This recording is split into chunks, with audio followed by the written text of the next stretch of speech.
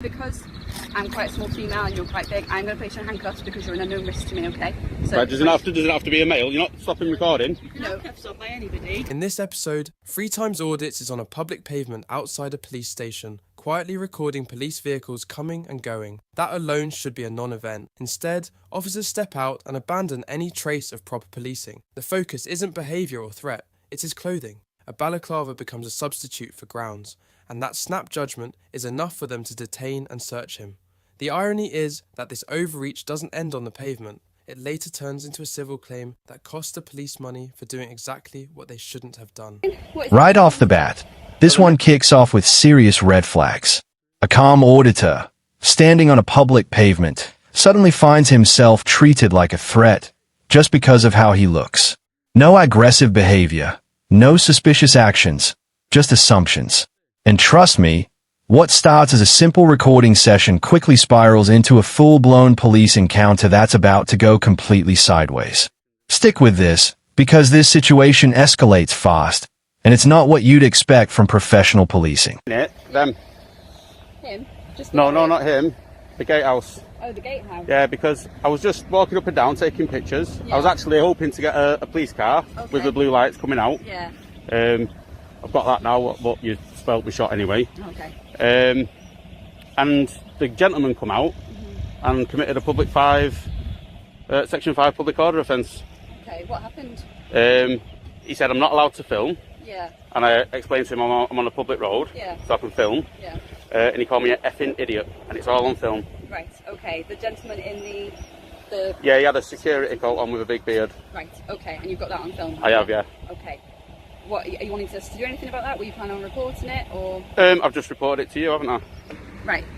At the moment, obviously, I'll deal with what you've just reported to me. Okay, Yep. we'll take that into consideration. But we've had a report before anything of that has come through that there's been a male walking around with a balaclava on. Okay? It's not a balaclava. Okay, that's the report we've had. Okay, Right. because you are matching that description. Yep. I'm detaining you for a stop search under Section 1 of PACE. Okay. Really? Based on the fact that that sort of equipment. Okay. So what's your reasonable grounds? My grounds are That I'm wearing a balaclava, which isn't a balaclava. Okay. You match the description. You are covered in your face. Okay. Now here's where things start getting shaky. The officers move in, not based on behavior, but purely on appearance. A face covering suddenly becomes grounds for a stop and search. That's where the tension really builds. Instead of clear, lawful reasoning, you hear vague justifications and shifting explanations. The auditor stays calm, asks the right questions, but the officers double down. At this point, you can already tell, this isn't about evidence, it's about control. We're looking at offences such as theft, going equipped, that sort of thing. Okay. That sort of equipment can be used for that. Okay. Right, so what are you looking for then, particularly? So any further equipment that could be used in the course of conducting an offence such as theft or going equipped, okay? All right. So because You do realise you'll get a civil claim over this? Okay, that's fine, Yeah. yeah. Right, because I'm quite a small female and you're quite big, I'm going to place you in handcuffs because you're an unknown risk to me, okay? So, Right, does it have to be a male? You're not stopping recording? No. Handcuffs on by anybody. Yeah. What are you doing holding the handcuffs? I'm doing like that, holding a handcuff. I need an explanation. Well, it does. Look at your nails, you nearly scratched me with them. Used as a weapon, can't they? Can they? So What, when I'm in handcuffs? Yes. I can assure you now I'm going to cooperate. I don't agree to the search and I don't consent to the search, I'll make that You clear. don't have to consent. Okay, I've detained you in Section 1 case, you don't have to agree to it, it's Yeah, not a no. voluntary thing, okay? Right, will you want a copy of the stop search record? Yes, I will. Sorry, can you hold them for me Yeah, while yeah. I just... Sorry. Honestly, I'm not going to try and break out. And just when you think it can't get any worse, it does. Despite full cooperation, the officer decides to slap on handcuffs. The reasoning is an unknown risk. That's where things cross the line. No resistance, no threat, yet force is used anyway. You can feel the shift here. This isn't procedure anymore. This is a power move. The auditor keeps his cool, but the situation is now clearly heading into unlawful territory, and even he calls it out as a potential civil claim. Place with a face covering. That's the offence. Right. What's your name, sorry, just so I can... I don't give my name. Okay. So I need it to complete the form, and also if you want to process your complaint about the public order thing, I'll need your details anyway. Right. You can just call me FT. FT, okay? I'm Yeah. going to need more than that if you want me to deal with that complaint. No. Because I can't deal with that. So if you don't don't want to give me make a details. complaint about the Section 5 public order offence? Because you would need to give your details as a victim. Alright, so if there's a murder and the person's dead, how do they make a complaint? Do they give their name? I don't think so. That's quite a different situation. Is it? And we generally identify. Right, we're getting on with this search. We've got better things to do than stand here talking around to you Well, muppets. you didn't have much better things to do because you were standing here filming, weren't You you? had the grounds to search, explain to you and everything. Well, yeah, apparently they're looking for, what is it you're looking for? Crowbars? That can be used in the defence. Really quick. Wow. Been detained in section 1 of case and PC 3096. I'm policing from here, this police station here, Fly Police Station. Congratulations. So, been offered a copy of the search record? I have been offered a copy of search. It's the top cuff's going to come off first. Shouldn't have been put on really, should it? When you're detained for a search, it's the officer's choice whether to put you in handcuffs, but we are legally allowed to do so. We'll see.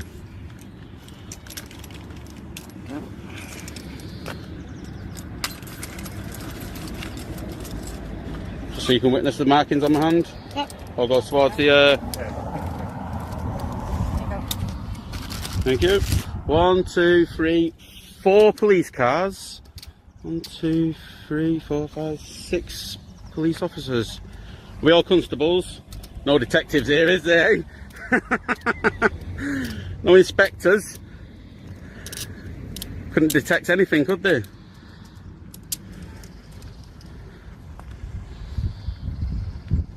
What I might do later, I might film all these registrations in here as well.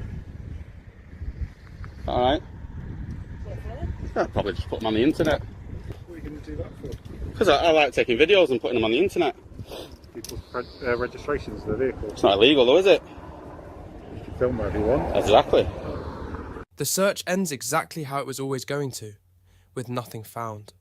When the cuffs come off, the markings on his wrists are unmistakable, deep impressions that don't come from brief or necessary restraint. When restraint leaves visible marks, it stops being about safety and starts looking like punishment for not going along with the narrative. Then comes the quiet contradiction that finishes it all. When he asks if continuing to film vehicles is illegal, the officer replies, "You can film whatever you want." That single line detonates everything that came before it. If filming is lawful at the end, it was lawful at the start, and the detention, cuffs and search collapse with it. What's left isn't confusion, but a clear example of how quickly rights disappear when officers don't like how they're exercised. So why'd you wear the thin blue line badge then? Part of the gang? Do you know more people, the public, have died in police custody in the last 30 years than police officers have died on active duty in the last 100 years. Where's your badge for that? Silence. Feel proud today? Done a good job today?